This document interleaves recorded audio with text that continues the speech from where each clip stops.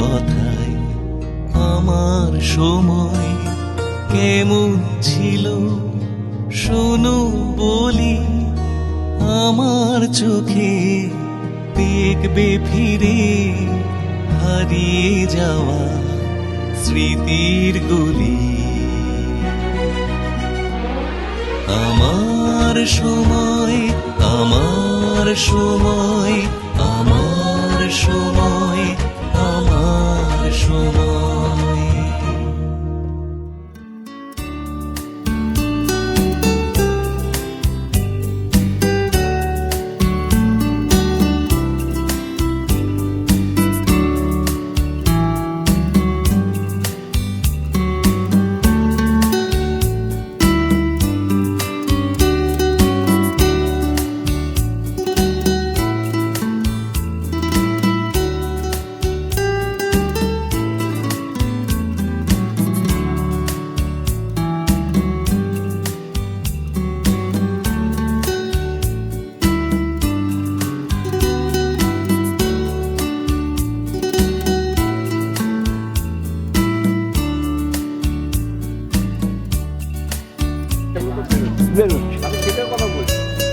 আগেকার কথা এই ধরনের জিনিসগুলো আগে ছিল, মানে যে প্রচ্ছদগুলো সত্যি করে এখন আর বেরোয় না। সে আর বেরোবার থেকে সে তো পুরোপুরো হয়ে গেছে, নষ্ট হয়ে গেছে। এইগুলোই হচ্ছে মেন। কৃত্তিবাসের মধ্যে কি সত্যিকার সংখ্যা থাকে না?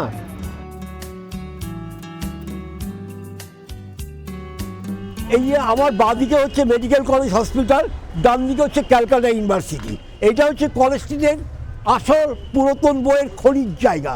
এখান থেকেই যত বই আমার সত্যজিৎ রায়ের সমস্ত কিছু এই অঞ্চল থেকেই আমি সংগ্রহ করেছি। এখান থেকে আমি 1956 সাল থেকে বই সংগ্রহ করছি। তখন এখানে আজকে যারা বসেছেন তখন তারা ছিলেন না, এখন সব নতুন নতুন লোকেরা এসছেন, নতুন স্টাফেরা এসছেন, সব নতুন নতুন সেই সময় থেকেই এখানে কিন্তু বই বিক্রি হচ্ছে। 56-57 সাল থেকে এখানে বই বিক্রি হচ্ছে। এখানে সমস্ত কিছু পুরাতন বইয়ের জায়গা, এগুলো সমস্ত বই পাওয়া যায়। এই জায়গার থেকে প্রচুর বই পেয়েছি সত্যজিৎ রায়ের সংখ্যার উপরে। আর এই জায়গা ছাড়া কিন্তু কলেজ স্ট্রিট ভাবাই যায় না। এখানে সব থেকে মজার ব্যাপার, এটা তো স্টল নয়, এখানে রাস্তায় ফুটপাতে পেতে বই বিক্রি করে। সব থেকে কম দামে কিন্তু এখানে রত্ন পাওয়া যায়। হ্যাঁ, এখানে একটা আড্ডা বসতো আমাদের। আমি তো চাকরি বাকরি করি, এসেই আমি যা চা নিয়ে আয়, গোপাল একজন ছিল, তাকে দিয়ে চা আনতো, চপ আনতো। আমরা সন্ধ্যাকালে বসে সবাই মুড়ি দিয়ে মেখে চা, চপ, বেগুনি এইসব এনে আমরা একসাথে বসে গল্প করতাম, খাওয়া দাওয়া করতাম। আর সেই সময় এইখানে যা পেয়েছি, এইখান থেকেই আমার সত্যি রায় অনেক দুষ্প্রাপ্য সংগ্রহ আমি এখানে পেয়েছি। সব থেকে মজার কথা, আমি একটা পরশপাথর চিত্রনাট্য পেয়েছি। তাতে চিত্রনাট্যের মধ্যে স্কেচ করা আছে সত্যজিৎ রায়। দাম কত শুনবেন? মাত্র 2 টাকা।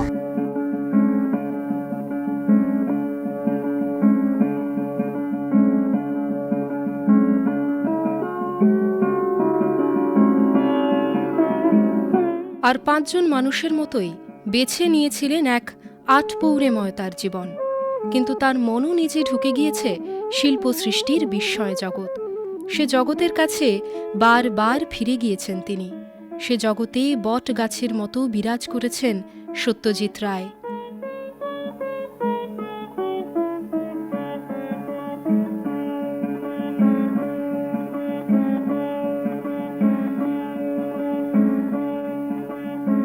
বই, পত্রপত্রিকা, চলচ্চিত্রের পোস্টার, ডাক টিকিট, এমন নানা স্বাদের সংগ্রহে ভরে উঠেছে হারাধন মুখোপাধ্যায়ের আপন সংসারটি।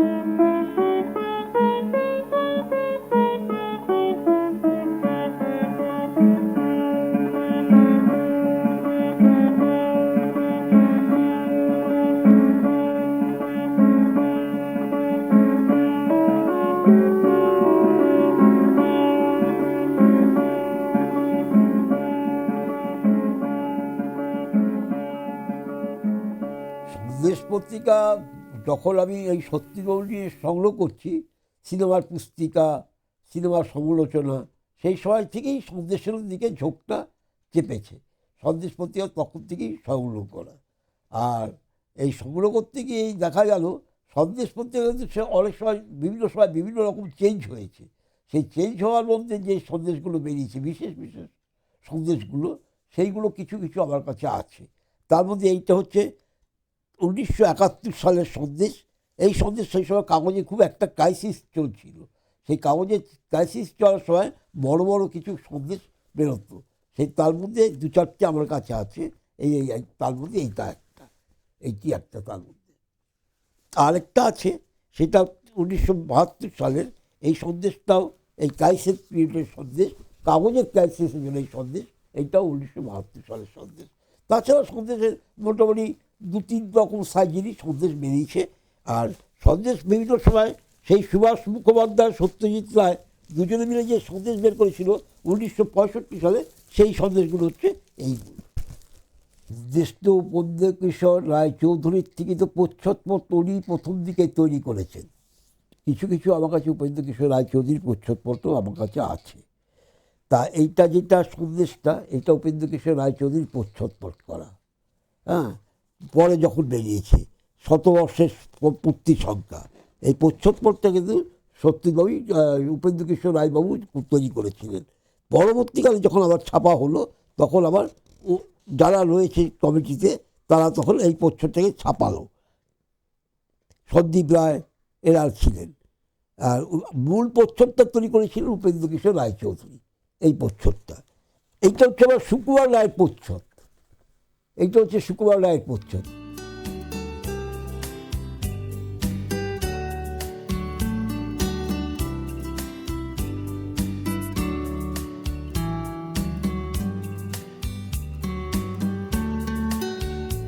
সংগ্রহে ডুবে থাকতে থাকতেই একসময় চেয়েছেন মানুষের কাছে পৌঁছতে। তার প্রথম প্রদর্শনী হয় কলকাতা বইমেলায়। সালটা 1997। 1997 সালে বইমেলা। আবার সেই সময় বইমেলাটা আমি গেছিলাম অনিলবাবুর কাছে। অনিলবাবু তখন হচ্ছে সম্পাদক ছিলেন ক্যালকাটা বুক ফেয়ারের। তা ওনার কাছে যেতে উনি বলল, এখানে বসবেন না, এখানে বসলে কিন্তু আপনাকে তুলে দেওয়া হবে, ভলেন্টিয়াররা এসে আপনাকে তুলে দেবে, এখানে মেলার মধ্যে আপনি বসবেন না। আমাকে এই কথা বলাতে আমি আর দেখলাম যখন হবে না, যখন তাহলে মেলাটা ঘুরি। মেলার থেকে ঘুরে আমি ইংরাজির একটা পথের পাঁচালী সিনে সেন্টারের থেকে পথে মানে চিত্রনাট্য বইটা পেলাম। 83 সালে ওরা বের করেছিল, সেই বইটা আমি পেলাম। আর টিউবের একটা 70 টাকা দিয়ে 12খানা ছবির একটা বই বুকলেট পেলাম। সেটা আমি আমার প্রদর্শনী আমি সবসময় দেখাই। তা ওইগুলো পাওয়াতে আমি ওইটা দুটো নিয়ে চলে এলাম। সেদিকে ঠিক আছে, যেদিকে আমি গেছিলাম তারপরের দিন ঠিক আছে। পরের দিনই বিভৎস আগুন লেগে বইমেলা পুড়ে ছাই হয়ে গেল। 80 থেকে 90% বইমেলা পুড়ে ছাই হয়ে গেছে। তারপর বইয়ের মেলা আর হবে না, এটাই সবাই ধরে নিয়েছি আমরা 97 সালে। আর হবে না, বইমেলা হওয়ার আর সুযোগ নেই। সবটাই যখন পুড়ে গেছে, আর কী বইমেলা হবে? টিভিতেও দেখিয়েছে, সব চ্যানেলে দেখি, কাগজে পত্রে সব জায়গায় হবে। কিন্তু হঠাৎ বুদ্ধদেব ভট্টাচার্য তখন ছিলেন সাংস্কৃতিক মন্ত্রী, তিনি হঠাৎ বলে দিলেন, না বইমেলা হবে। তো সেই 7 দিন বাদে যার যেখানে যেরকম স্টল ছিল সেরকমই বইমেলা হবে। সেই স্টলেই সবাই আপনারা বসবেন, আমরা জায়গাটাকে পরিষ্কার করে দেবো, আপনারা সাজিয়ে নেবেন, আপনাদের স্টল আপনারা সাজিয়ে নেবেন। বইমেলা যেরকমভাবে স্টল হয়েছিল আমরা স্ট্রাকচারটা তৈরি করবো, আপনারা সাজিয়ে নেবেন। বুদ্ধদেববাবু বলার পরে সাথে সাথে ঠিক 7 দিন বাদে বইমেলা হবে বলেছে। আমি আবার গেছি অনিলবাবুর কাছে, তখন বইমেলা স্টার্ট হতে আর 1 দিন বাকি। গেছি, বলে এত বড় বইমেলা, আপনি যে কোনো জায়গায় বসে বলুন, হ্যাঁ যেটা আমার ইচ্ছা আপনি বসে বলুন। ওখানে ত্রিদীপবাবু দাঁড়িয়েছিলেন, বললেন না ওইভাবে আপনি বসবেন না। উনি সুজয় সোমের কাছে পার্থ বোধহয় দায়িত্ব ছিল বোমাত্ম মঞ্চে। পার্থকে পার্থ এলাকে বসতে দাও।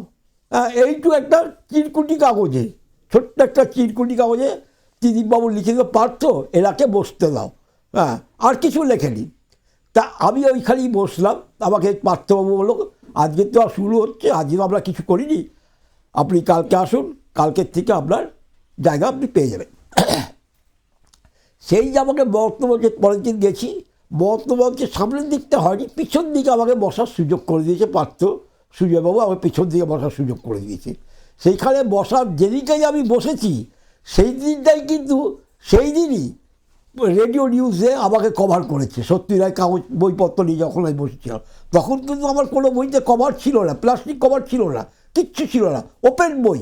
সেই নিয়ে বসে সেই দিনই আমাকে রেডিও নিউজে আমাকে কভার করেছে রেডিওর থেকে। তারপরে আবার বইমেলা যখন 2-4 দিন হয়ে যাচ্ছে, আমার প্রদর্শনী যখন 2-4 দিন হয়ে যাচ্ছে, ব্যাপক আকার সারা পাচ্ছে। আমি তখন কোনো মন্তব্য করলে এই ডায়েরি ফাইরিতে মন্তব্য লিখছি না, দেওয়ার সুযোগ মাথায়ও ঢোকেনি। প্রদর্শনী করছি প্রদর্শনী, কিন্তু ব্যাপক সাড়া পেয়েছি। আমাকে স্টেজের মধ্যে পার্থবাবু আর সুজয় সব আমাকে স্টেজের মধ্যে তুললো, আমাকে দেখাচ্ছে যে এই সত্যিবাবু তন্ত্র প্রদর্শনী করছে এইসব বলে আমাকে স্টেজের মধ্যে পার্থবাবু আর সুজয় সোম এই দুজনই আমাকে স্টেজের মধ্যে তুললো। তারপরের দিনই সোনার বাংলা বলে একটা পেপার বেরোতো, সোনার বাংলা পেপারে আবার ছবি সহকারে আবার বইমেলার সেই অনুষ্ঠানটা পুরোটাই কভার করেছে, অনেকটা লেখা ছিল সোনার বাংলা, সেই কাগজটা আমার কাছে আছে।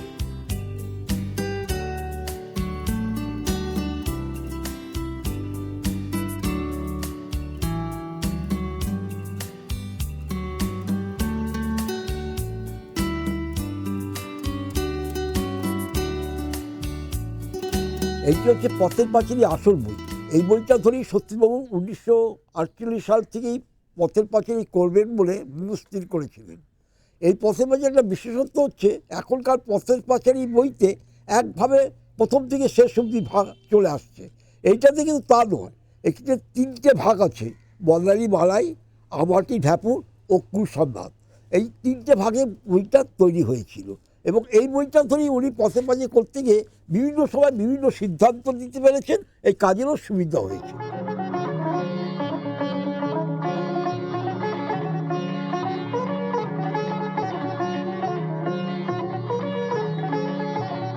সংগ্রহের নেশা তার জীবনেই মিশে গিয়েছে বহতা নদীর মতো, কিন্তু সে সংগ্রহকে কখনোই নিজস্ব বুদবুদে আবদ্ধ করে রাখতে চাননি তিনি। ছড়িয়ে দিতে চেয়েছেন আরও অনেক মানুষের কাছে। তাকে নয়, মানুষ চিনবে তার সংগ্রহে থাকা শিল্প বিস্ময়কে। এই তার চির উন্নত মতাদর্শ।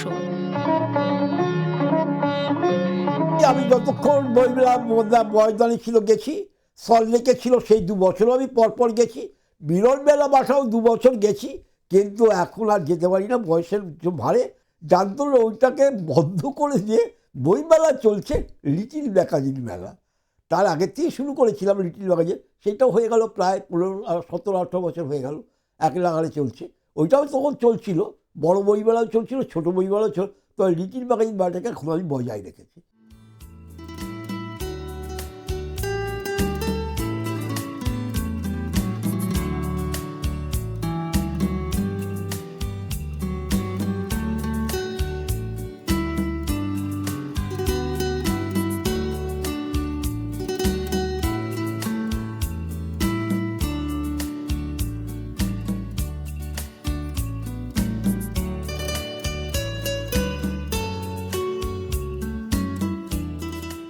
প্রদর্শনীতে সবার কিন্তু একটা আগ্রহ আছে।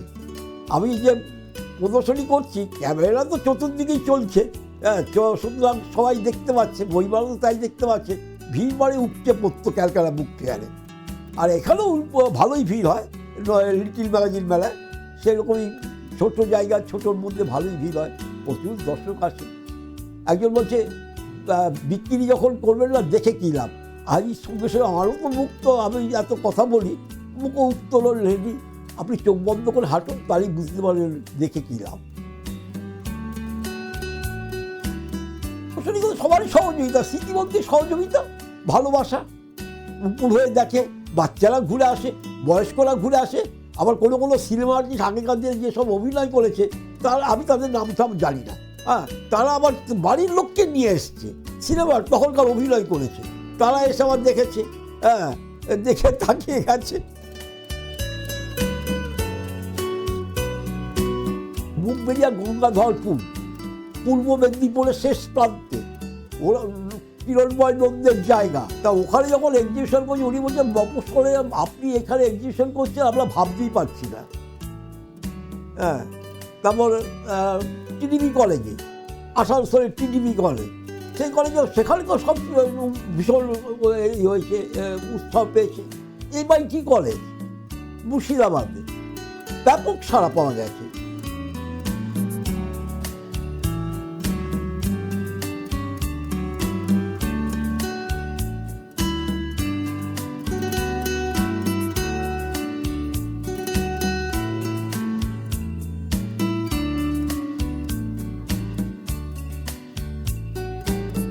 ডায়েরিগুলো দেখুন, ডায়েরিগুলো আপনার সামনে সব করে রেখে দিয়েছি। এই সব ডায়েরি কি আছে দেখতে হয়।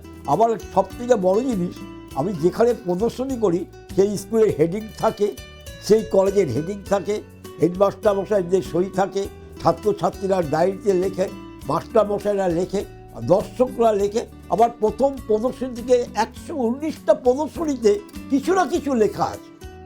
118টা প্রদর্শনীতে 100, এবং টিকিট থাকলে সেই টিকিট দেই। যেমন বিদ্যাসাগরের মেলার টিকিট আছে, হ্যাঁ, টিকিট চিটিয়ে দিই।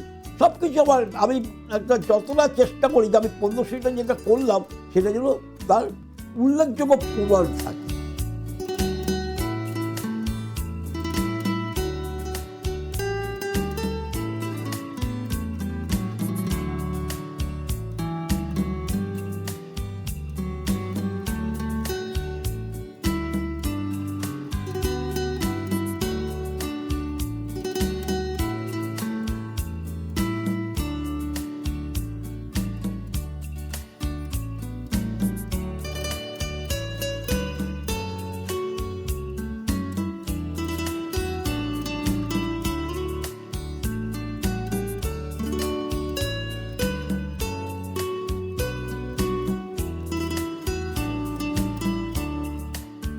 আবার যাতায়াতটা যদি এখন আমি, আগে আমাকে যাতায়াতের খরচা আমাকে একটা নিতাম, তারপর বন্ধ করে দিয়েছি। বন্ধ করে দিয়ে এখন একটা নিয়ম করেছি, বাবা আমাকে বাড়ির থেকে তুলে নিয়ে বাড়িতে ঢুকিয়ে দাও, একটা পয়সাও দিতে হবে না।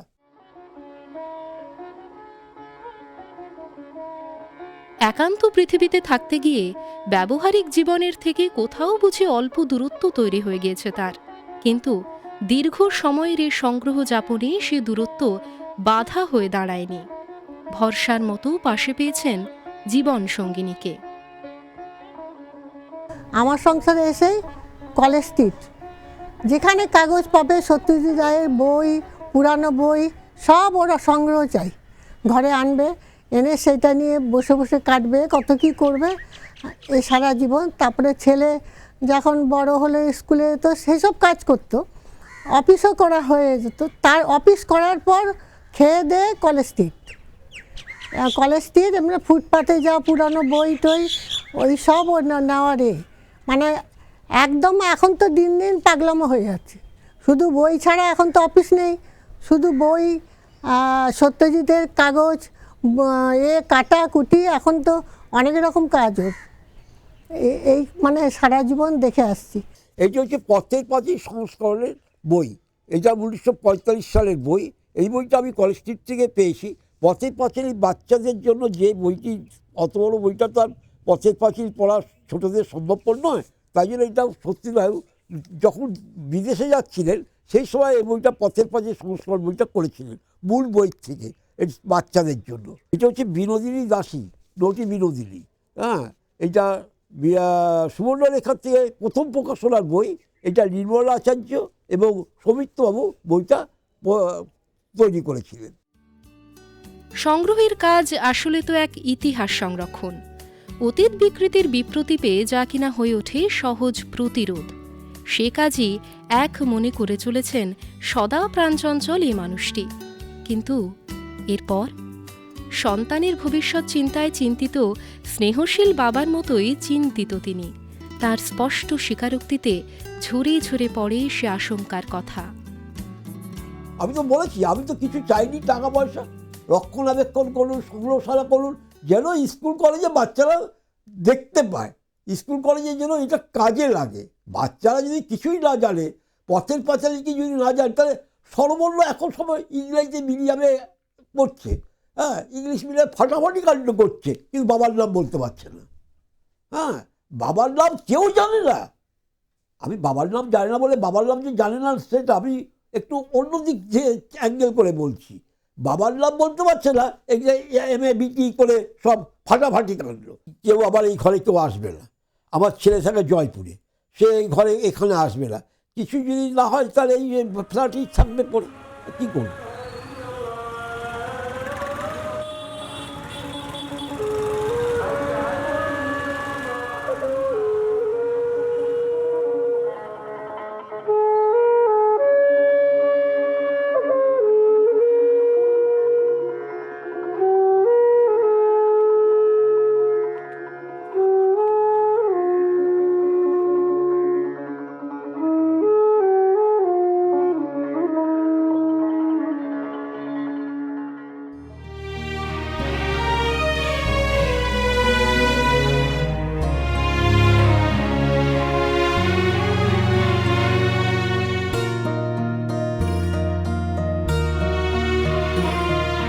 সাদা কালোর সেই দুনিয়া যা লেখা নেই ইতিহাসে, অতীত ছুঁয়ে সময় আমার বসবে এসে তোমার পাশে।